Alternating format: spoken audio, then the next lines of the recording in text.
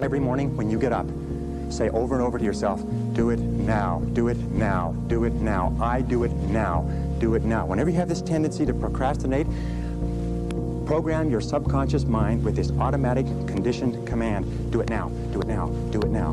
The key to overcoming procrastination is to develop a sense of urgency. Be the kind of person who gets things done quickly. Be the kind of person who launches fast on a task. Say over and over to yourself, do it now, do it now, do it now. Do you know that less than 2% of the population have a sense of urgency?